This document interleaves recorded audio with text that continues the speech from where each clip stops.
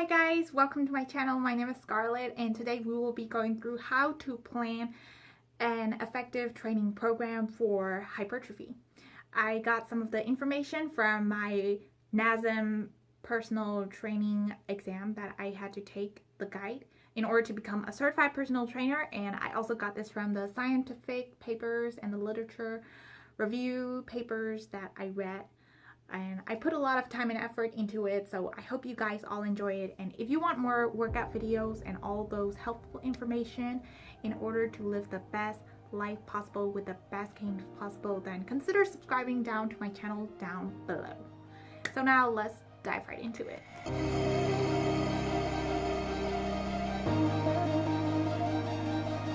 First thing that I want to talk about is the phase of the training that you are in. Whether you are an advanced lifter or a beginner, you have to go through a phase. So for an advanced lifter, you might experience a plateau period where you are not necessarily seeing gains in either strength or hypertrophy, so you need to get back or kind of like resetting a program. So NASM calls this period a stabilization period, and generally, they divide it into four phases, and then so the first phase is the stabilization period, where it helps you with better coordination later in the workouts, and it also sets a solid foundation in doing the movements later on. You can generally do it from 12 to 20 reps for sets of 1 to 3, and people do those stabilization exercise also from 2 to 4 times per week. And the tempo that you have to go in order to see like great hypertrophy later on is to do it in a tempo of 4:2:1. So basically what it means is, like, for example, when you're doing a squat, you need to go down counting from 1 to 4, holding at 2 seconds in the squatting position, and then coming back the concentric movement for 1 second. So that is basically the stabilization exercise, and you can also make it even harder for you. Some people, for example, you could first try it with one feet, just 1 feet trying to stabilize, and the other feet is just 1 feet on a Bosu ball. So I know that it sounds really tough, but yeah, so it depends on how fit you are and also how advanced you are as a lifter. So the first phase is stabilization. So the second phase of the training that NASM talks about is the strength endurance phase. It is self-explanatory. It helps you build the endurance in order to make more gains later on, as whether you are a strength lifter who primarily focuses on strength or a lifter who primarily focuses on gains. For the sake of this video, I am more into bodybuilding, so I'll be focusing more into gains, but this will be helpful for strength trainers, people who train for strength too. Anyway, so yeah. So for the strength endurance phase, people usually carry it out for 8 to 12 reps. I know you might need a notebook in order to jot down all this information, so feel free to grab a notebook too and sit down and listen to me too. So yeah, people generally do it from 8 to 12 rep range, and the tempo that they would have to go in order to effectively train later on is to go with 2:02. Just like in a squat, so you would go down for 2 seconds and then just very little isometric hold, and then go coming up for 2 seconds. You would generally do it for 70 to 80% of the 1 rep max, and people generally do it to 2 to 4 times per week. The key of this phase is to carry out supersets of the unstable exercises that I talked about earlier, and combining that with kind of like the strength workouts. So for example, when you're doing a bench press, you would do the bench press just like normal, and then after that do a supersets with little rest in between, or no rest actually, and then you would continue it onto a Bosu ball push-up. So that is unstable. And For this, you would have to rest between 0 to 60 seconds of rest. And for the earlier, for the stabilization period, it was from 0 to 90. Then following this strength endurance phase, the other phases of the model are strength hypertrophy and maximal strength phase. For strength hypertrophy phase, it is really common among bodybuilders. Generally, it would be the same as the strength endurance, except that you could increase the number of sets from 2 to 4 to 3 to 6 sets, or you could do it as much as you want. And the tempo would be the same. The people would generally do that for as long as they want, depending on what their goals are. And you do it with a little more rep range, and the preferable thing that is common around bodybuilder is 8 to 12 reps, as you would say for hypertrophy. And then for maximal strength phase, the tempo can be variable, not just like 202 as before, but you would reduce it to 2 to 4, since for hypertrophy it is from 3 to 6 times per week. And then you could also increase the volume by increasing the sets, since you are reducing the number of reps because the weight that you'll be lifting is far heavier. So that's the first part of how to plan a effective training program. So you have to consider the phase of the training that you are in first.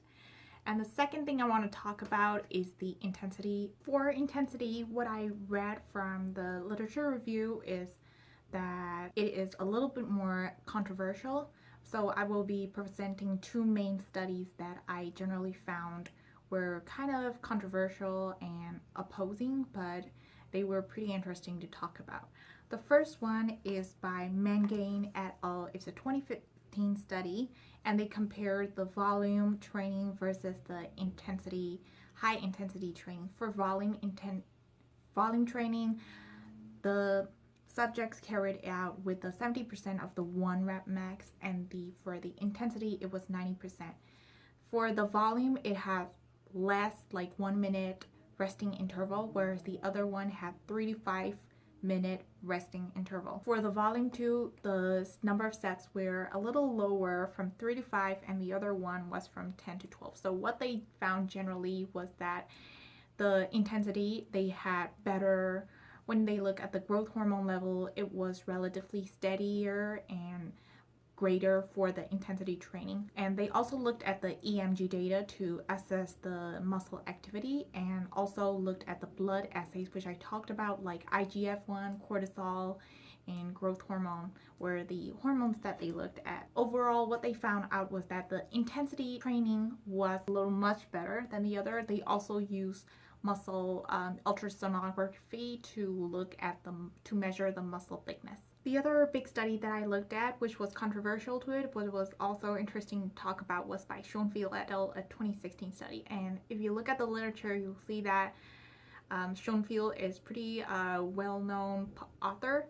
And for this study, they compared the high intensity versus the moderate. For moderate, they carried out from 8 to 12 reps, and for the high intensity, they did it for 2 to 4 rep range. For this one, what was interesting was that their resting period was the same, unlike the previous one where one of them was 1 minute and the higher intensity was 3 minutes and the other one was 1 minute. So for this one, they both had 2-minute resting period. For this one, they didn't do EMG data, they didn't do the blood assays, but what they did was measure the muscle thickness in the vastus lateralis, which is a thigh muscle, and also the elbow extensor and elbow flexors. What they found was that there was a greater thickness of the elbow extensors in the moderate intensity group compared to the higher intensity group. And what they also found out was that for the strength, there was not much significant difference. And I saw that, I looked at lots of papers, and that's what they wrote, is that both of them, the hypertrophy and the strength kind of style training, they both have like improvements in hypertrophy, but if you want to increase the strength, then doing it at higher intensity is way better. But for this one, this is kind of like the moderate can also increase in the strength gains too. No study comes with no limitations. For this one, they only measure the thickness, and what I realized was that it could be due to edema, which is swelling of the muscle area after the workout. Maybe they did after workout, but you know, people generally could have that, maybe lasting for days too. And the other one was that they did not control whether the subjects had prior training, which was similar to the training that they were carrying it out during the study too. So that was what I was talking about. So when I compared those two studies overall, what I saw was that it could be due to the resting interval. For the second one, the higher intensity had little resting period. Like compared to the 3 to 5 minutes, they only had 2-minute resting periods. So this would hinder them from doing the maximal, putting at the maximal amount of effort into the workout too. So just let's imagine if you are doing a squat and then you have very little resting period, then the second set that you would be doing wouldn't be as good as the first one.